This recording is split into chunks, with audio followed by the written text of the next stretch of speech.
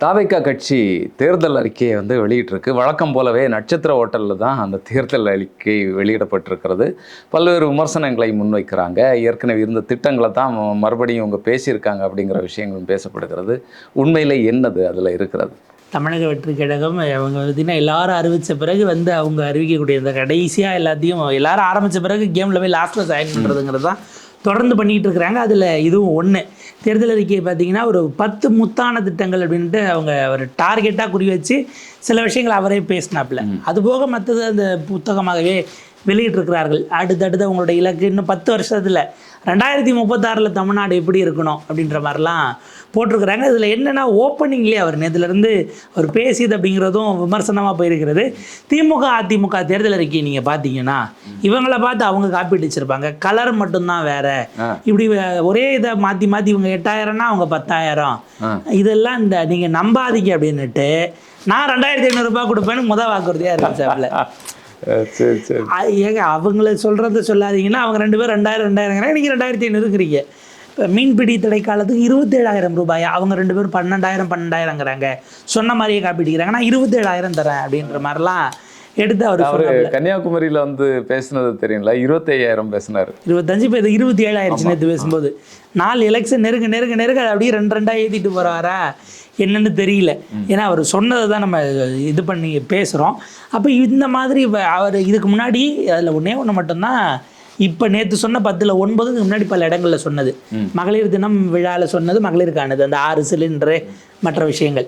இளைஞர்களுக்காக அந்த பள்ளி கல்லூரிகளில் நாங்கள் ட்ரக் ஃப்ரீ போதைப் பொருளுக்கு எதிராக கிளப் ஆரம்பிப்போம், அது ஆல்ரெடி சொன்னது. அது அப்படியே கண்டினியூ ஆகுது. அதை தனியாக ஒரு செக்ஷனை சொல்கிறாரு.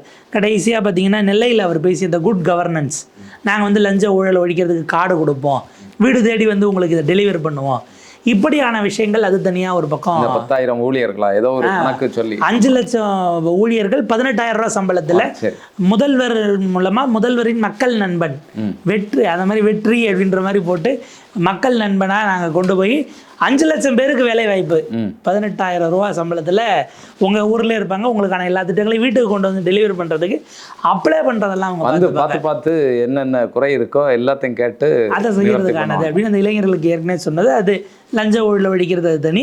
மற்றபடி மீனவர்களுக்கு அங்கே சொன்னதை சேர்த்துக்கிறாரு. அதை தாண்டி பார்த்தீங்கன்னா நெசவாளர்கள், நம்ம குறிப்பிட்டதே போல் நெசவாளர்கள், ஆசிரியர்கள், காவலர்கள், இதெல்லாம் ஏற்கனவே சொல்லப்பட்டது இல்லையா?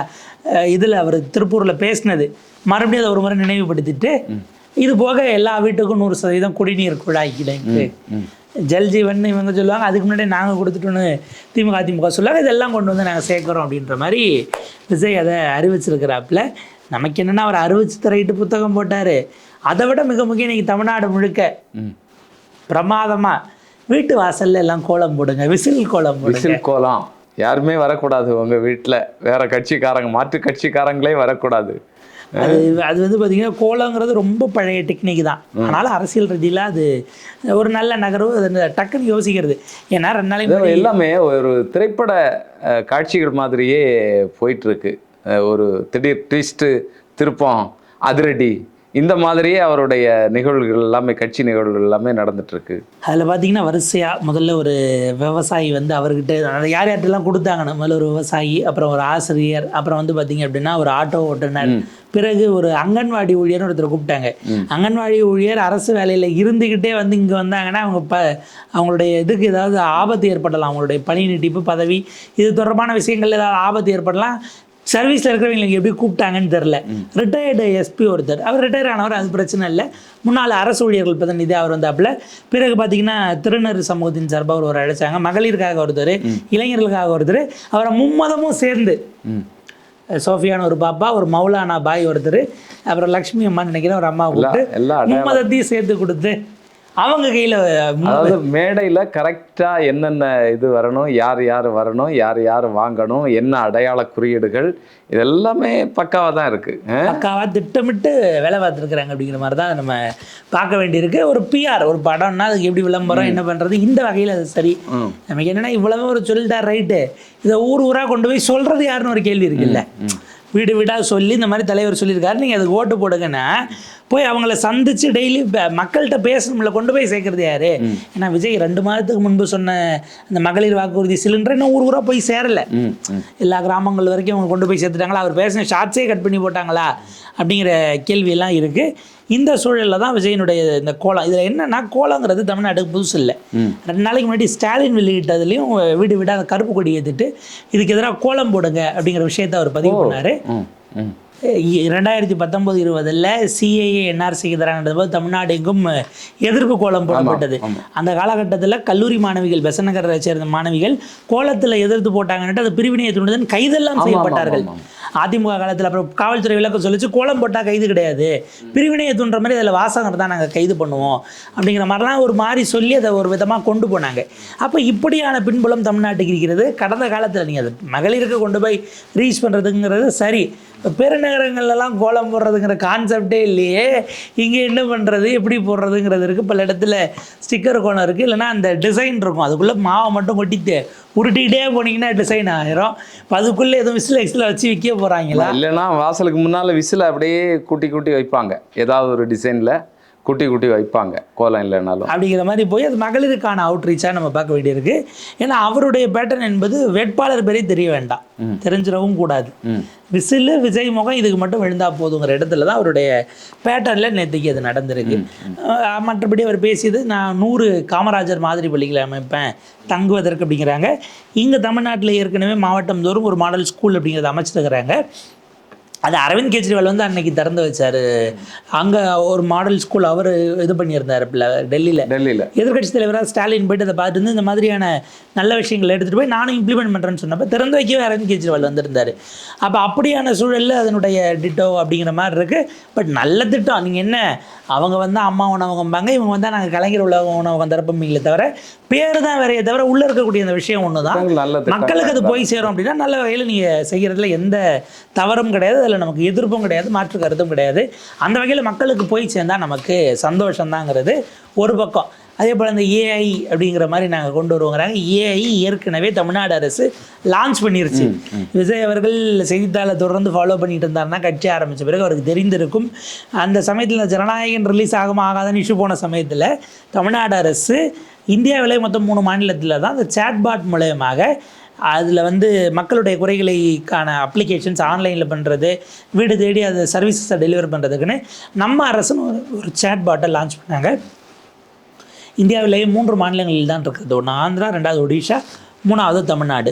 ஸோ அப்படியான விஷயங்கள் இருக்கும்போது அது அவர் தெரிஞ்சிருந்தால் மேபி அவர் தான் முறையாக கொடுக்குறாரு அப்படின்னு அவருடைய ஆதரவாளர்கள் சொல்கிறாங்க. அவருக்கு தெரியாது, அவருடைய திரைப்படம் ரிலீஸ் ஆனது கூட தெரியாது அவருக்கு, அவருடைய திரைப்படத்துக்கு பிரச்சனை வந்தது தெரியாது, இதெல்லாம் தெரியாது பட்டியலில் வரும். அவன் இதுவும் தெரியாது. அவர் இப்போ வரைக்கும் கருத்து சொல்லுங்கிறதுனால நீங்கள் அவருக்கு தெரியாதுங்கிற இடத்துக்கு வந்துட்டீங்க.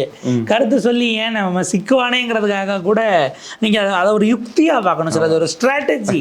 அது நம்மளை மாதிரியான சிற்றறிவு கொண்ட மனிதர்களுக்கு புரிஞ்சு கொள்ள முடியாத அளவுக்கு விஜய் சாருக்கு இது ஒரு ஸ்ட்ராட்டஜி இருக்குது அப்படிங்கிற மாதிரி தான் நம்ம பார்க்க வேண்டியிருக்கு.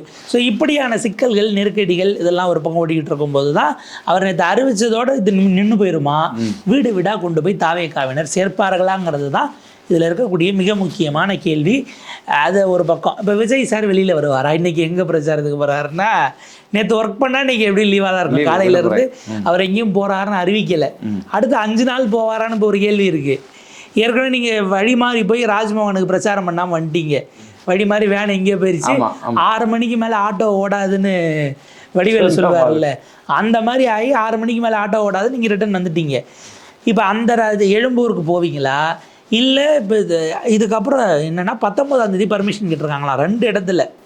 ஹெலிகாப்டரில் விஜய் பரப்புரை.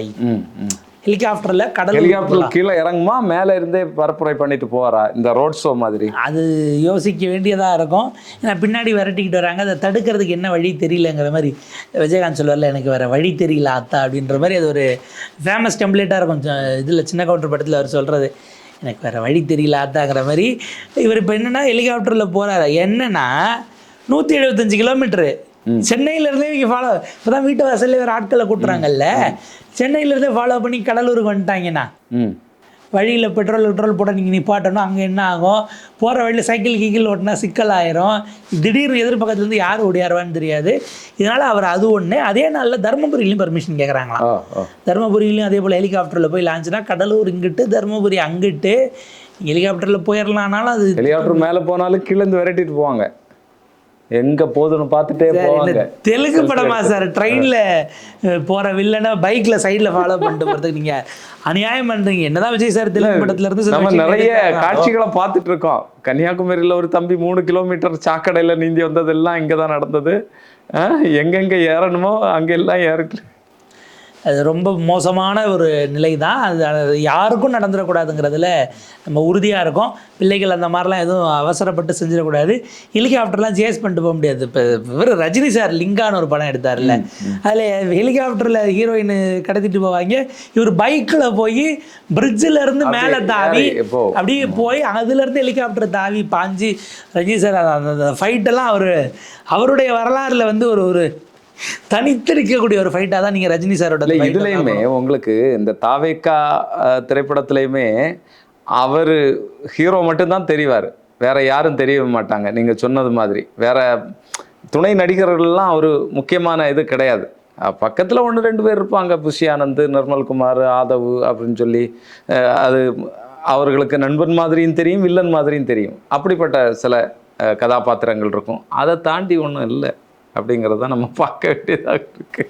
உள்ளபடியே அது ரொம்ப ஒரு நெருக்கடியான சிக்கலுக்குரிய ஒரு விஷயம்தான். இந்த ரெண்டும் நமக்கு என்னென்னா, விஜய் சொல்லி அவங்க பர்மிஷன் வாங்கல, அவங்களா வாங்கி வச்சுருக்காங்களோன்னு எனக்கு ஒரு சந்தேகம் இருக்குது.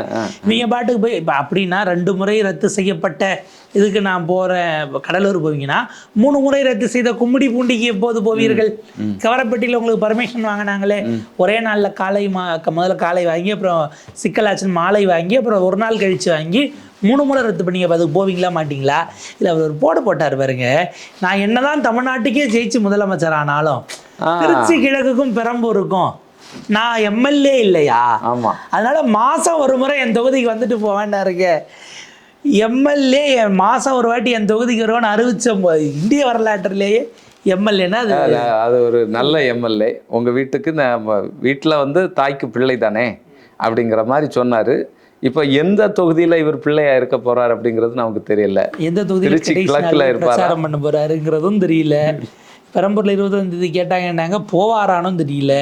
இப்படியான பலவிதமான சஸ்பென்ஸுக்குள்ளேயே ஒரு கட்சியை வச்சு ஓட்டிக்கிட்டு இருக்கிறாங்க. இன்டர்வலுக்கு பிறகு நமக்கு பல விஷயங்கள் தெரியும்னு பார்க்கலாம். பார்ப்போம் இது எப்படி போகிறது. தாவேக்கா அது கணிஞ்சு வரப்போதா, இல்லை கணிஞ்ச பிறகு என்னவாக போகிறது? பல கேள்விகள். மக்கள் இந்த மேனிஃபெஸ்டோவை பார்த்து என்ன முடிவு எடுக்கிறாங்கங்கிறத மே 4ஆம் தேதி தெரிஞ்சுப்போம்.